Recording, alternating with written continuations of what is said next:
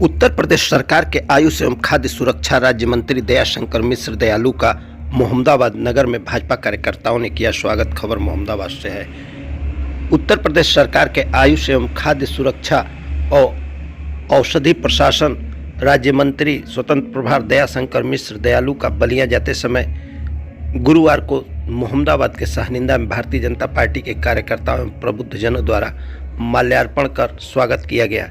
इस मौके पर बातचीत करते हुए दयाशंकर मिश्र दयालु ने कहा कि आयुष मंत्रालय मोटे अनाजों के संरक्षण तथा मोटे अनाजों की खेती करने वाले किसानों के आर्थिक रूप से सुदृढ़ करने के लिए अनेक कार्यक्रम संचालित कर रहा है। कहा कि प्रधानमंत्री नरेंद्र मोदी के प्रयास से मोटे अनाज के उत्पादन को बढ़ावा देने के लिए इस वर्ष संयुक्त राष्ट्र संघ द्वारा 2023 वर्ष को मिलेट वर्ष घोषित किया गया है। भारत सहित पूरे विश्व में मोटे अनाजों के संरक्षण एवं उनके उत्पादन पर जोर दिया जा रहा है। दयाशंकर मिश्र दयालु ने गाजीपुर से अपने जुड़ाव को व्यक्त करते हुए गाजीपुर में स्थित संत कबीर एवं संत रविदास के गुरु रहे रामानंद जी की गद्दी जहां उनकी समाधि स्थित है, उस पटना गांव के विकास के लिए रूपरेखा भी तैयार की है। उन्होंने कहा कि गंगा तट पर अवस्थित गुरु रामानंद की गद्दी को पर्यटन मंत्रालय के सहयोग से अत्यंत सुंदर एवं रमणीक बनाया जाएगा। मोहम्मदाबाद तहसील मुख्यालय स्थित शहीद पार्क के विकास के परिप्रेक्ष्य में उन्होंने कहा कि भारतीय जनता पार्टी की सरकार शहीदों एवं उनके परिजनों के लिए सदैव कार्य कर रही है तथा गाजीपुर ही नहीं बल्कि उत्तर प्रदेश सहित पूरे भारत में अब शहीदों की कहीं उपेक्षा नहीं होगी, क्योंकि प्रमुख स्थलों के नाम शहीदों के नाम पर ही रखे जा रहे हैं तथा शहीद स्मारक स्थलों का सुंदरीकरण भी कराया जाएगा, जिससे आने वाली पीढ़ी उनसे प्रेरणा ले सके। इस मौके पर कृष्ण बिहारी राय, प्रमोद राय, सौरभ राय, नगर अध्यक्ष ओपी गिरी, पूर्व नगर अध्यक्ष रामजी गिरी, गणेश गुप्ता आदि मौजूद रहे।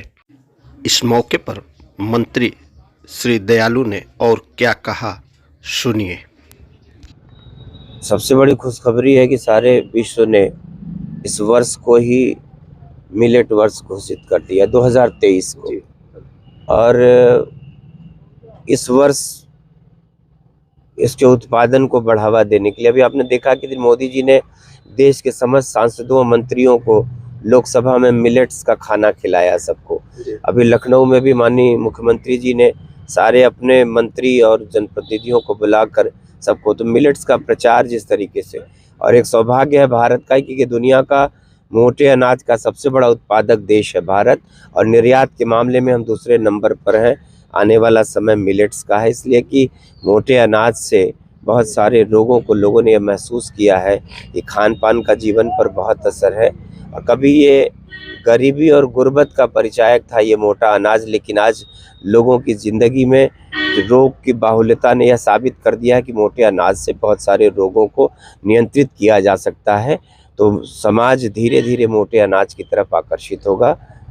दयाशंकर जी, अभी आपने पटना गांव स्थित रामानंद जी के गद्दी का भी अवलोकन किया, रविदास के कबीर के गुरु रहे हैं, तो क्या रूपरेखा रहेगी, कैसे उनका विकास होगा और कैसे पर्यटन स्थल? उसके लिए हमने उसको पर्यटन विभाग से उसके सुंदरीकरण के लिए योजना बनाया है, और विभाग से कह के उसको बहुत एक सुंदर स्थान, माँ गंगा के तट पर एक बड़ा सुरम्य स्थान था, मैं वहाँ जाके देखा, मैंने दर्शन भी किया, तो मुझको लगता है कि पर्यटन से करा के उसका बहुत सुंदरीकरण किया। एक प्रश्न, मोहम्मदाबाद की धरती से आपने स्वयं माल्यार्पण भी किया, आज तो शहीदों की धरती है, उपेक्षा का शिकार हो भी रही है, उस पर कब ध्यान आकृष्ट होगा आप लोगों का, कैसे काम होगा? शहीदों की उपेक्षा इस देश में अब कहाँ होगी। शहीदों के लिए इस देश में इतना ध्यान आकर्षण सरकार की प्राथमिकता है। अब तो सारे प्रतिष्ठानों के नाम शहीदों के नाम पर रखे जा रहे हैं, और उनकी हर स्मारक का सुंदरीकरण, हर स्मारक को एक भव्य मौलिक रूप देके उसको और उच्चीकृत करना सरकार की प्राथमिकता है। धन्यवाद।